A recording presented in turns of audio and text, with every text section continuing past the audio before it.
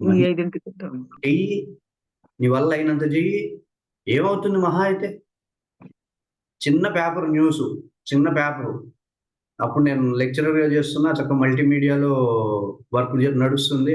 బ్రహ్మాండంగా ఉంది కెరీర్. చిన్న పేపర్ చూసా. 10 మంది విద్యార్థులు 10థ్ క్లాస్ తప్పారు. ఆత్మహత్య చేసుకున్నారు. మనసు చెలించిపోయింది. కాదు, నేనేదో చెయ్యాలి. బయటికి రావాలి. నాకున్న ఈ భగవద్గీత జ్ఞానమో లేకపోతే ఏదో ఇది 10 మందికి అందించాలి. ఒక్కడిని ఆత్మహత్య చేసుకోనీయకుండా చేయగలిగిన నా జన్మ ధన్యం అనుకున్నా. మొత్తం వదిలిపెట్టేసి వచ్చేసాను బయటికి. మా స్వామివారు ఆశ్రమంలో ఉండు, ఉండు, ఉండు అన్నారు. నాకు ఆశ్రమంలో ఉంటే పని కాదు.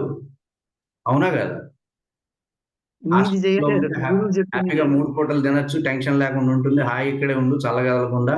అన్ని కూరగాయలు ఒక ఆయన తెస్తాడు మీకు. ఆశ్రమంలో ఉంటే కూరగాయలు ఒక ఆయన తెస్తాడు. కింద అమ్మగారులు వంటలు చేస్తారు. మంచిగా 4 రకాల వంటలు. రోజు పొద్దున పూట ఉగ్గానియో, ఉప్మానో మంచిగా 3, 4 రకాల టిఫిన్స్ ఉంటాయి.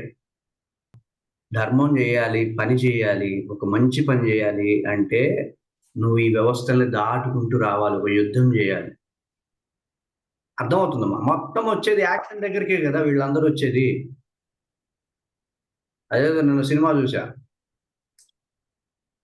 ఒక సినిమా చూసాను ఖాళీగా ఉండడం ఎందుకని. 'పుష్ప' అనే సినిమా చూసారా? చూడలేదు. 'పుష్ప' 4, 5 ఇయర్స్ నుంచి సినిమాలు చూడటంలే. అవునా? 'పుష్పలో' వాడు అంటాడు. బ్రాండ్ అనేది మనం వేసుకునే డ్రెస్ మీదో, లేకపోతే మన పుట్టుకతోనో, కులంతోనో, లేకపోతే దేనితోనో రాదు. బ్రాండ్ అనేది బతకడంలో ఉంటుందని చెప్పి అంటాడు. అంటే వాడు చిన్నప్పటి నుండి స్ట్రగుల్ అవుతూ ఉంటాడు గెలవడం కోసం. కథానాయకుడి పాత్ర ఏంటంటే, నేను తగ్గను. ఏ విషయంలోనూ తగ్గను. ఏ సమస్య వచ్చినా తగ్గను. క్యారెక్టరైజేషన్ అన్నమాట.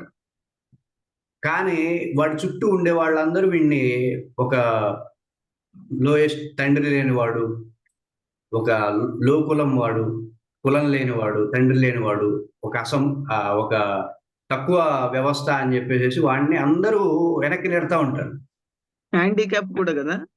హ్యాండిక్యాప్ కాదు. హ్యాండిక్యాప్ అంటే కొంచెం భుజం ఇట్లా ఉంటుంది. అది వేరు. వాడిని అందరూ నెడుతూ ఉంటే వాడు ప్రతిసారి ముందుకొస్తూ ఉంటాడు.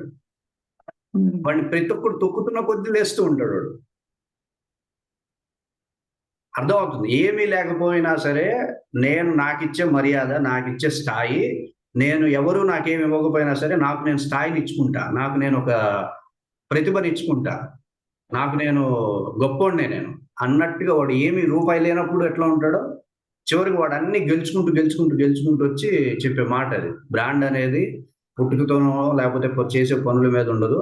బతకడంలో ఉంటుంది. అని అంటాడు. క్యారెక్టర్ అది. ఒక క్యారెక్టరైజేషన్ అది మంచిగా అసలు డెవలప్ చేశాడు. అట్లా మనం ఒక యుద్ధం చేస్తాం. ఒక యుద్ధ ప్రాతిపదికన నడుస్తూ ఉంటుంది. యుద్ధంలో కొట్టుకుపోయే వాళ్ళు ఉంటారు. భీష్ముడి దగ్గరే ఓడిపోయే వాళ్ళు ఉంటారు. అవునా కదా? ఒక మంచి అనుకుంటాం, మంచి చేద్దాం. ఆ రోజు నేను ఇంత చేయాలా? నాకు అవసరమా? నా కుటుంబాన్ని వదిలేసి అవసరమా? అనేది భీష్ముడు లాంటోడు వచ్చాడంటే అయిపోయినట్టేగా. అవునా కదా? ద్రోణుడు లాంటోడు వస్తాడు. నువ్వు చక్కగా యోగా ట్రైనర్‌వి, మల్టీమీడియా డిజైనర్‌వి, ఏ పనైనా చేయగలవు. యోగా ట్రైనర్‌వి, టీచర్‌వి ఇన్నున్నాయి డబ్బులు సంపాదించుకునేవి. వీటిల్లో ఉండు. చక్కగా నిన్ను నువ్వెందుకు అనుకుంటే దిగ్గలమా ఈ రీసెర్చ్‌లో? అవునా కదా? ఆశ్రమంలో కూర్చుంటే చక్కగా స్వామివారి దగ్గర నుండి అన్నీ నేర్చుకోవచ్చు. ఆయనతో పాటు ఉండొచ్చు, హ్యాపీగా ఉండొచ్చు. అలా అనుకుంటే చేయగలమా? అస్సలు చేయలేము. స్వార్థం పెట్టేసేసుకొని ఇది ఇంతే చేద్దాం, ఇది ఇక్కడి వరకే చేద్దాం, ఇది ఇంతవరకే చేస్తే సరిపోద్ది. ఇట్లా శకునిలాగా ఆలోచిస్తే, దుర్యోధనుడిలాగా ఆలోచిస్తే ఇంత గొప్ప కార్యక్రమం రాగలుగుతుందా? చేయగలుగుతామా? ఈరోజు ఒక 10 నిమిషాలు నాతో మాట్లాడితే వాడు ఎన్‌లైటన్ అయిపోతున్నాడు. 10 నిమిషాలు అంతే. అయిపోయింది. మార్పొచ్చేసింది అంతే. అంత పెద్ద స్థాయిలో అనుకుంటున్నప్పుడు అన్నీ వదిలిపెట్టి బయటకు రావడానికి సిద్ధంగా ఉండాలంతే. ఔట్ అయిపోవాలంతే. ఆ భీష్ముడు, ద్రోణుడు, కర్ణుడు, శకుని, దుర్యోధనుడు వీళ్ళందరినీ ఒక దృఢ లక్ష్యంతో బయటకు వచ్చినప్పుడు ఇవేమి చేయలేవు మనం. అదే ఆకర్షణ అనేది. ఆకర్షణ అంటే నేను గుర్తించే ఆకర్షణ అది.